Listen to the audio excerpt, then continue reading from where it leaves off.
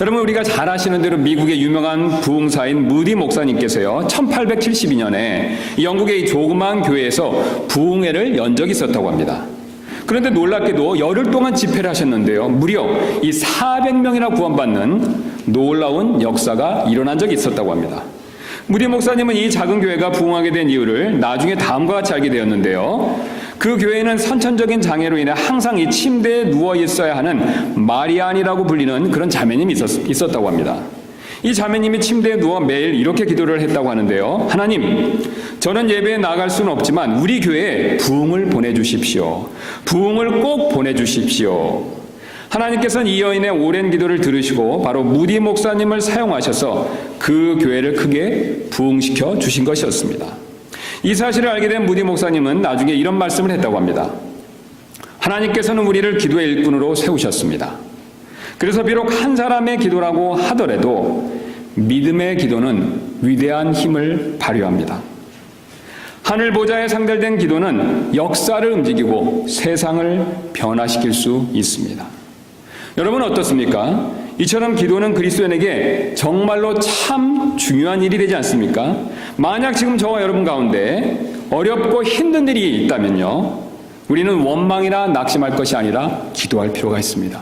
그런 저와 여러분들 되시기를 주님의 이름으로 소원합니다. 그래서 오늘 예수님께서도요, 주님의 모델 기도를 가르쳐 주시면서 기도의 중요성을 지금 강조하고 계십니다. 아시는 대로 오늘 본문은 주님의 모델 기도의 일부가 되죠. 그러나 주님의 모델 기도에 대해서 사실은 많은 오해가 있습니다. 많은 교회에서 주님의 모델 기도를 주기도문이다 이렇게 부르는 것을 우리가 들을 수 있습니다. 그리고 이를 반복해서 외우죠. 저도 그런 적이 있었고 여러분들도 그런 경험이 있으실 것입니다. 그런데 원래 예수님께서는 이 주님의 모델 기도를 가르쳐 주신 이유는요, 기도는 반복해서 외우는 것이 아님을 알려주시기 위함이었습니다. 우리 앞으로 잠깐 가셔서 6장 7절 말씀 보시면 예수님께서 이렇게 말씀하시죠. 제자들에게 이 제자들을 위한 모델 기도를 가르쳐 주신 이유를 한 가지 설명하시는데요, 7절에 이렇게 말씀하십니다. 오직 너희는 기도할 때 이 기도들과 같이 헛된 반복의 말을 사용하지 말라. 헛된 반복의 말을 사용하지 말라고 말씀하시죠. 그들은 자기들이 말을 많이 하여야 아버지께서 들으실 줄로 생각하느니라. 그러므로 너희는 그들과 같이 되지 말라. 너희가 너희 아버지께 구하기 전에 그분께서 너희에게 필요한 것들을 아시느니라. 그러면서 이 구절에 주님께서 이렇게 말씀하십니다. 그러므로 너희는 이런 식으로 기도하라. 자, 주님께서 주님의 기도를 가르쳐 주시는, 주님의 모델 기도를 가르쳐 주시는 이유가 무엇입니까, 여러분? 이 기도들처럼 헛된 기도의 반복을 막으시기 위해서죠. 기도할 때 반복의 말을 사용하는 것은 조금 전에 말씀드린 것처럼 이 기도들이 하는 기도라고 주님이 그렇게 알려주셨습니다. 왜냐하면 이 기도들은요, 이 의미도 모르는 말을 계속해서 반복해서 말하면서 기도하는 그런 습관이 있기 때문에 그렇죠. 제가 이 고등학교 다녔을 때요, 이 같은 반 친구 중에 하나가 이 반야심경을 다 외우는 친구가 있었습니다. 이 반야심경은 260자나 되는 그 내용이 되는데요, 마하바냐 바라밀다 심경 이렇게 해서 그 260자를 다 외우는 친구를 본 적이 있었습니다. 그 친구가 얼마나 잘 외웠던지 제가 지금도 그걸 기억하는데요, 그래서 그 많은 것을 외워서 대단하다는 생각이 들어서 그 친구에게 이렇게 물어봤습니다.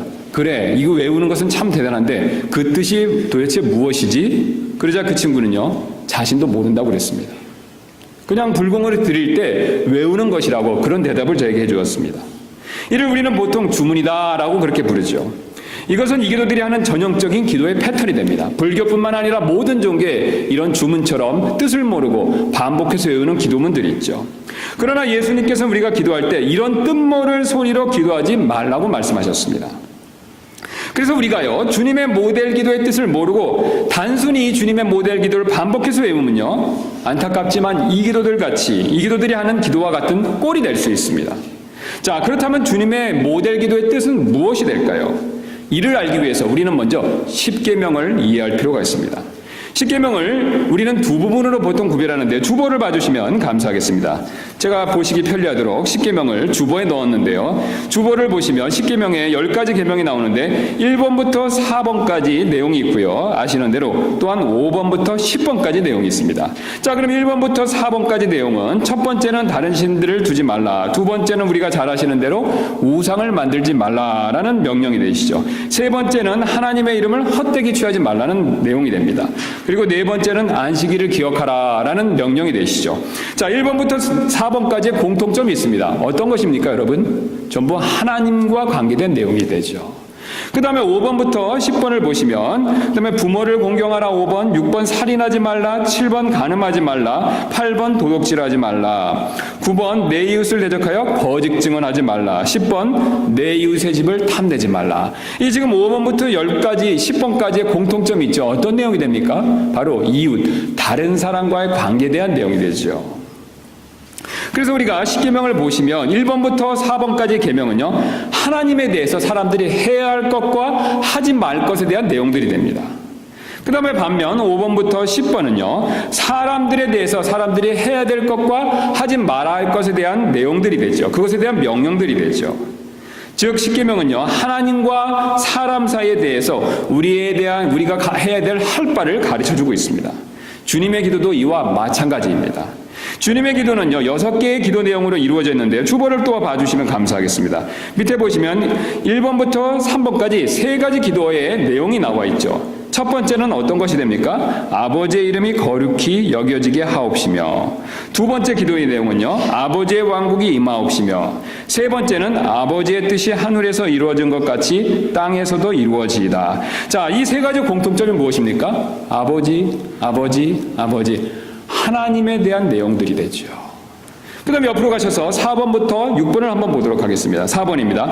이날 우리에게 우리의 일용할 빵을 주옵시고, 5번입니다. 우리가 우리에게 빚진 자를 용서하는 것 같이 우리의 빚을 용서하옵시며, 그 다음 6번 우리를 인도하사 시험에 들지 말게 하옵시며 다만 악에서 우리를 건지시옵소서. 역시 4번부터 6번의 공통점은 무엇이 됩니까? 우리 곧 사람과 관계된 기도의 내용이 됩니다.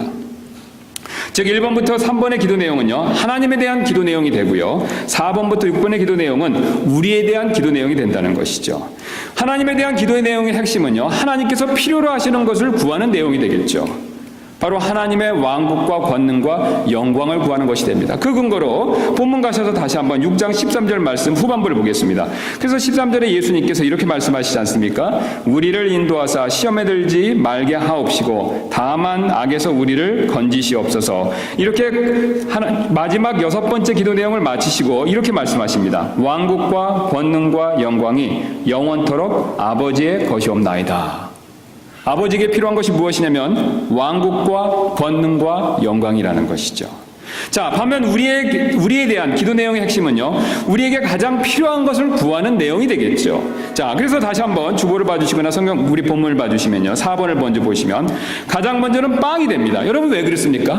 우리 몸이 살아가는데, 우리의 몸이 유지되는데 필요한 것은 무엇입니까? 음식이지요.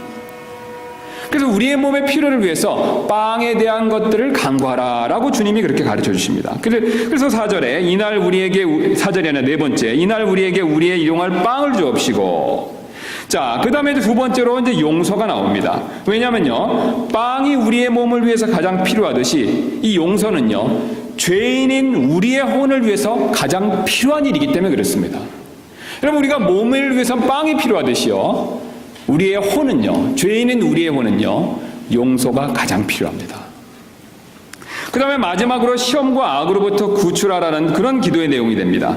왜냐하면요, 이것은 우리의 영적인 필요를 위한 것이기 때문에 그렇습니다. 그래서 여러분 4번부터 5번, 6번을 보시면요, 일정한 순서가 있습니다.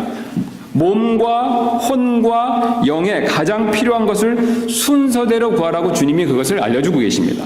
몸에 가장 필요한 것은 여러분 무엇입니까? 빵입니다. 혼에 가장 필요한 것은 무엇입니까? 용서지요. 영에 가장 필요한 것은 시험과 악으로부터 구출받는 것이죠. 자, 그런데 여기서 우리는요, 한 가지 흥미로운 사실을 발견하게 됩니다. 바로 우리의 혼을 위해서 필요한 것이 용서인데요, 하나님께서는 우리를 용서해 주시는 데는 조건이 붙는 것처럼 지금 말씀하고 계십니다. 그래서 6장 다시 한번 본문을 가셔서 보시면요, 6장 12절 말씀 보시면 우리가 우리에게 빚진 자들을 용서하는 하는 것 같이 우리의 빛을 용서하옵시며. 자, 지금 우리가 우리의 빛을 용서하옵시며 라는 내용들은 익히 잘 기억하고 계시는데요. 그 앞에 전제 조건이 붙죠. 우리가 우리에게 빚진 자들을 용서하는 것 같이 우리의 빚을 용서해 주십시오. 여러분, 여기서 빚은 죄의 빚이 되죠. 그 근거로 6장 14절 15절이 더 그 사실을 명확하게 우리에게 가르쳐주고 있습니다. 그래서 6장 14절 15절 말씀 또 이어서 보도록 하겠습니다. 너희가 사람들에게 그들의 범법을 용서하면 너희 하늘 아버지께서도 너희를 용서하시려니와 너희가 사람들에게 그들의 범법을 용서하지 아니하면 너희 아버지께서도 너희의 범법을 용서하지 아니하시리라. 우리가 언뜻 이 내용을 봤었을 때는 이것은 우리가 다른 사람을 용서해야만 우리도 용서함 받고 구원받을 수 있다라고 생각할 수가 있습니다. 그러나 주님께서는 그런 뜻으로 말씀하시는 것은 아니시겠죠. 왜냐하면 그런 뜻으로 말씀하시면 천주교나 다른 종교에서 말하는 것처럼 행위 구원을 가르치시는 것이 되기 때문에 그렇습니다. 사실 주님께서 정말로 그런 뜻으로 말씀하셨다면요, 우리 가운데 구원받을 수 있는 사람이 누가 있겠습니까? 저와 여러분이 내 주변에서 나에게 잘못한 사람들, 그 사람들을 100% 용서해야만 하나님께로부터 용서함 받을 수 있다 라고 그렇게 정말로 말씀하셨다면요, 그렇게 구원의 조건을 정하셨다면요, 사실 우리 가운데 구원받을 수 있는 사람은 아무도 없습니다.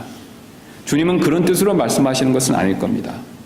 왜냐하면 지난번에 우리가 에베소서 말씀과 비교해보면 이 사실을 금방 알 수 있습니다. 그래서 주보를 한번 봐주시면요, 다시 에베소서 4장 32절하고 오늘 마태복음 6장 14절을 한번 비교해서 볼 필요가 있습니다. 주님께서 지난번에 에베소 4장 32절에 이렇게 말씀하셨죠. 서로 친절히 대하며 상냥한 마음을 품고 서로 용서하기를. 자, 우리가 서로 용서해야 되는데 조건이, 그 이유가 있습니다. 하나님께서 그리스도로 인하여 너희를 용서하신 것 같이 하라. 우리가 용서를 해야 됩니다. 왜 용서를 해야 됩니까, 여러분? 우리가 이미 용서받았기 때문에 그렇죠. 그래서 우리가 이미 용서함 받았기 때문에 용서하는 것이 전제 조건입니다.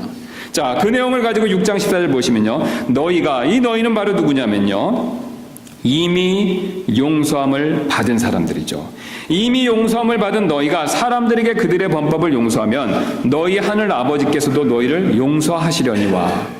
지금 두 번째 말하는 하나님께서 용서하신다는 것은 바로 이미 용서받은 사람은 반드시 다른 사람을 용서할 수밖에 없고 용서해야 된다는 것을 강조해서 말씀하시는 역설적인 어법이 됩니다.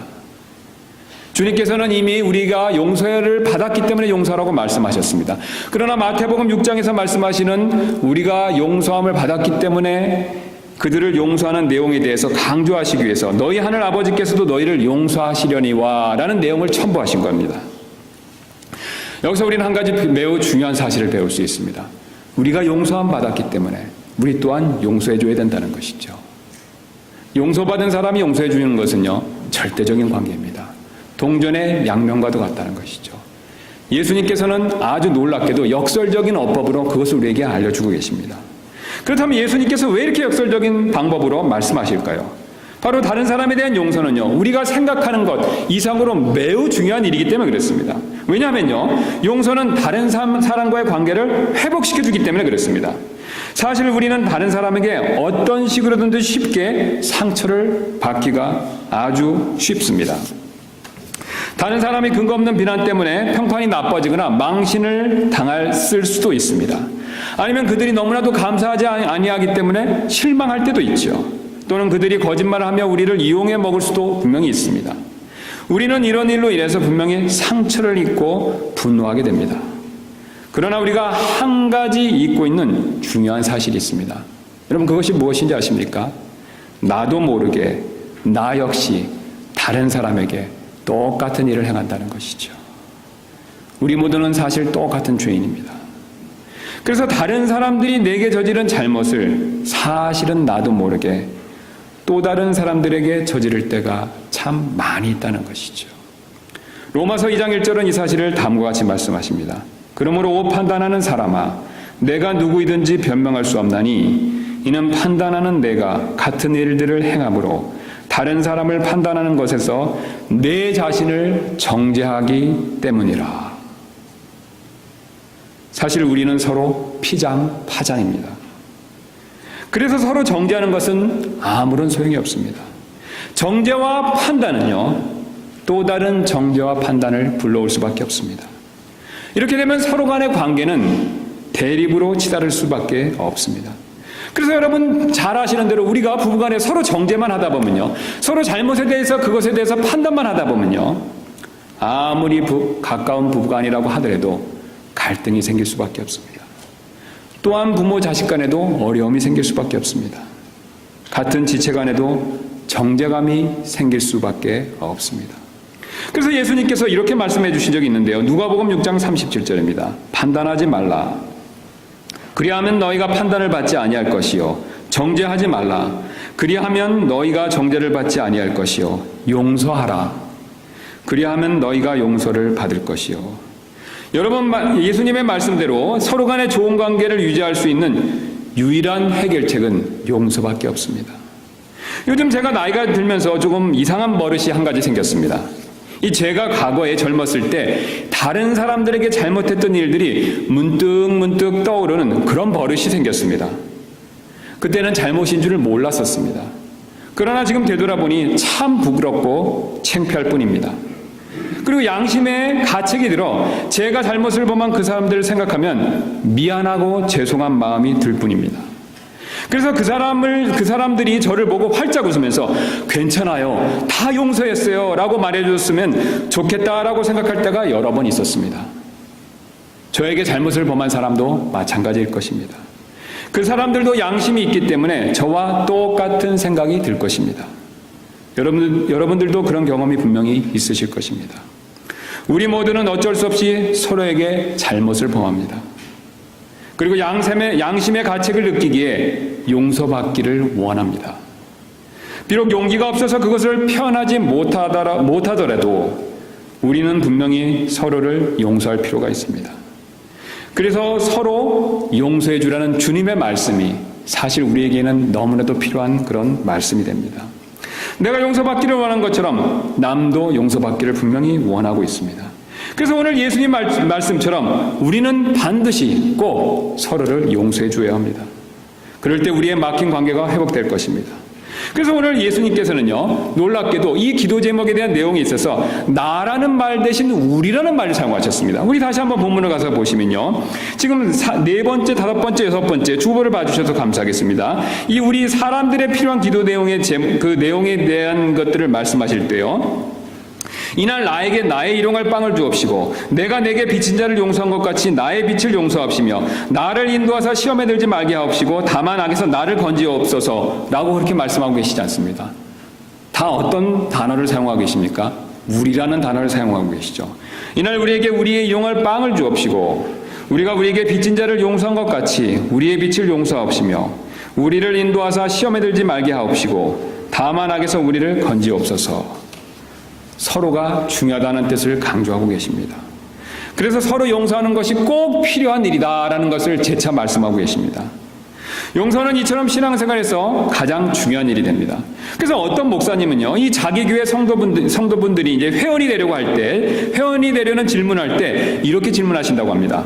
예수 그리스도를 구원자로 믿으십니까? 예수님의 전천적인 재림을 믿으십니까? 끝으로 지금까지 용서해주지 않은 사람이 있으십니까? 이처럼 용서는 우리가 생각한 것 이상으로 매우 중요합니다. 그래서 예수님께서는요, 주님의 기도에 대한 가르침을 13절에서 끝마치시고 나서 14절과 15절에서 용서에 대한 내용을 재차 말씀하신 것이죠. 그래서 13절 말씀 다시 한번 보시면요, 이 12절 말씀 보겠습니다. 우리가 우리에게 빚진 자를 용서하는 것 같이 우리의 빚을 용서하옵시며 라고 말씀하시고 그 다음에 13절에서 기도를 마무리하시고 14절 15절 또 이렇게 말씀하시죠. 너희가 사람들에게 그들의 범법을 용서하면 너희 하늘 아버지께서도 너희를 용서하시려니와 너희가 사람들에게 그들의 범법을 용서하지 아니하면 너희 아버지께서도 너희 범법을 용서하지 아니하시리라. 똑같은 내용을 또 말씀하고 계십니다. 즉 신신당부를 하고 계신 것이죠. 여러분, 이뿐만이 아닙니다. 예수님께서 용서를 강조하신 데는 또 다른 이유가 있습니다. 바로 용서는 마음의 화평을 가져다 주기 때문입니다. 우리는 구원받기 전에는 사실 하나님과 원수관계에 놓여 있게 됩니다. 그래서 하나님께 적이감을 가지고 있게 되죠. 우리는 이 사실을 복음을 전할 때 분명히 쉽게 알 수 있습니다. 여러분 한번 복음을 전해본 적이 분명히 있으실 것입니다. 우리가 복음을 전해보면 여러분 어떻습니까? 그 사람들이 아이고 저는 하나님 앞에서 죄인입니다. 회개하고 믿겠습니다. 라고 곧바로 회개하고 믿는 사람이 없습니다. 그런 사람은 없습니다. 모두 다 온갖 불편한 표정을 지으면서 곧바로 복음의 말씀을 거부하죠. 하나님께서 구원해 주신다고 해도 싫어한다는 것이죠. 사실 하나님 자체가 싫은 것입니다. 말로 직접적으로 표현하진 않지만 하나님께 적의감을 가지고 있는 것이죠. 그러나 구원받고 난 이후에는 하나님과 화평케 됩니다. 그리고 그 증거로서 마음에 하나님께서 주시는 평강과 화평을 우리는 누릴 수 있게 됩니다. 그래서 나도 모르게 저절로 이런 찬송을 부를 때가 참 많이 있게 되죠. 내 영혼이 극히 깊은 데서 맑은 가락이 울려나네. 하늘 곡저가 언제나 흘러나와 내 영혼을 고이 싸네. 평화 평화로다 하늘 위에서 내려오네. 그 사랑의 물결이 영원토록 내 영혼을 덮으소서. 우리가 즐겨 부르는 찬송이지 않습니까? 그래서 성경은 특별히 복음을 화평의 복음이다 라고 그렇게 부르고 있습니다. 왜냐하면 복음은 죄의 용서함을 통해서 화평과 평강을 우리에게 가져다 주기 때문입니다. 이처럼 용서가 이루어지면 화평과 평강을 분명히 누릴 수 있습니다. 근데 더 놀라운 사실은 이것은 다른 사람과의 관계에 있어서도 마찬가지라는 것이죠. 주님과 용서 관계를 맺게 됐을 때 주님으로부터 오는 화평과 평강이 있습니다. 마찬가지로 내가 다른 사람을 용서했었을 때 주님께로부터 동일하게 화평과 평강이 더 충만하게 임한다는 것이죠. 그래서 우리가 다른 사람을 용서하면 하나님께서 주시는 화평과 평강을 충만하게 분명히 누릴 수 있습니다. 반대로 다른 사람을 용서하지 못한다면요, 미움과 분노의 감옥에 갇혀 살게 되는 그런 꼴이 됩니다. 그리고 미움과 분노는 결국 우리를 여러 가지 시험에 빠지게 만듭니다. 그래서 미움과 분노로 서로 다투고 원한을 품게 되고 우리의 마음이 점점 괴물처럼 변할 수밖에 없습니다. 성경은 이것을 특별히 쓴뿌리다라고 부르고 있습니다. 그래서 예수님께서는 12절에서 용서를 말씀하시고 용서하지 못하면 시험과 원한의 악독이 우리 마음에 생기기 때문에 이런 상황에 빠지지 않도록 이어서 기도하라고 13절에서 말씀하고 계십니다. 그래서 우리 문맥에 따라 보시면요, 12절과 13절을 다시 한번 잠깐 보도록 하겠습니다. 우리가 우리에게 빚진 자들을 용서하는 것 같이 우리의 빚을 용서하옵시며, 우리가 우리에게 빚진 자들을, 우리에게 잘못한 자들을 용서하는 기도를 하라고 말씀하십니다. 그런데 만약 우리가요 용서하지 못하면요, 이어서 13절에 다음과 같은 문제가 생길 수 있기 때문에 주님께서 이어서 13절에서 이렇게 말씀하시는 겁니다. 우리를 인도하사 시험에 들지 말게 하옵시고 다만 악에서 우리를 건지시옵소서. 여기서 말하는 시험과 악은 모든 종류의 악도 되지만요, 특별히 그 뿌리가 용서하지 못하는 것에서 시작할 수 있다라는 것을 말씀하고 계십니다. 여러분, 우리의 마음들을 한번 잘 생각해 보시기 바랍니다. 우리의 마음에 왜 미움과 증오와 원한이 들끓고 있습니까? 사실 용서하지 못하기 때문이지 않습니까? 그리고 용서하지 못해서 우리 마음 안에 미움과 증오와 원한이 계속해서 들끓는다면요, 그것은 우리 마음 가운데 쓴뿌리로 자리 잡을 수밖에 없습니다. 용서하지 않으면 이처럼 심각한 문제가 일어날 수밖에 없습니다. 제가 여러 번 말씀드린 적이 있는데요, 이 손양원 목사님께서는요, 자신의 두 아들을 죽인 안재선이라는 사람을 용서하고 양아들로 삼아준 적이 있습니다. 여러분도 이미 익히 잘 아실 것입니다. 사형을 받게 된 사람을 선처해서 살리고 손재선이라는 이름을 주고 그를 양제 삼았었습니다. 그런데 이분은요, 평생 미움과 증오 가운데 살다가 삶을 마쳤다고 합니다. 왜냐하면 자신에게 이 손가락질하는 사람들 때문이었다고 합니다. 그는 큰 용서를 받았지만요, 정작 자신은 자기에게 손가락질하는 사람을 용서하지 못했기에 분노와 괴로움 가운데 살다가 갔다고 합니다. 여러분, 사실 우리 역시 마찬가지가 됩니다. 우리 역시 다른 사람을 용서하지 못한다면 이런 삶을 살 수밖에 없습니다. 그러나 여러분들은 그래도 자신은 절대로 용서할 수 없다라고 생각하시는 분이 혹시 계실지도 모릅니다. 여러분, 절대로 그렇지 않습니다. 용서하는 일이 결코 쉬운 일은 아니지만 우리는 용서할 수 있습니다. 왜냐하면 이미 우리는 용서함 받은 사람들이기 때문에 그렇습니다. 내가 용서함 받은 것을 기억한다면 우리는 분명히 다른 사람을 용서할 수 있습니다.